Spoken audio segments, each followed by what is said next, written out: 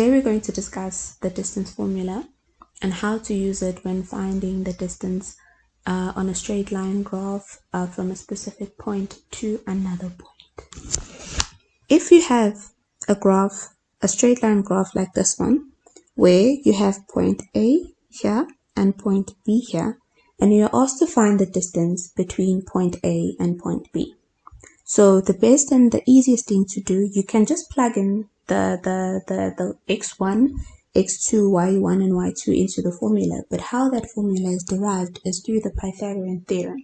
There's a separate video that describes or explains the Pythagorean theorem better. But simply put, if you draw two straight lines here, you get yourself a right-angled triangle. And our coordinates here, B is 2 and 5, whereas A is -2 and -3. Right?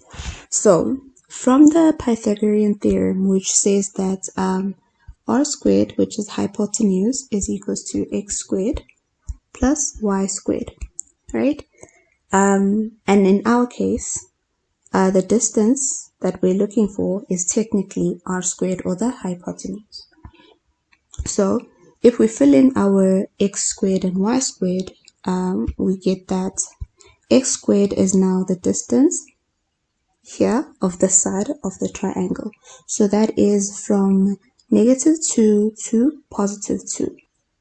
So we have here +2 minus -2 squared plus, and then our y factor, we're going from -3 to +5, so we have 5 minus -3 squared.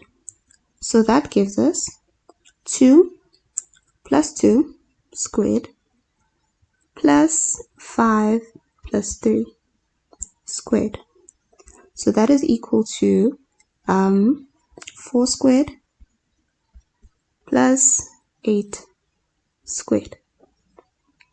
That is equal to 16 plus 64, which is equal to 80. And now to take the square root of that to give us r, gives us 2 root 2. So that is the distance of the line from A to B.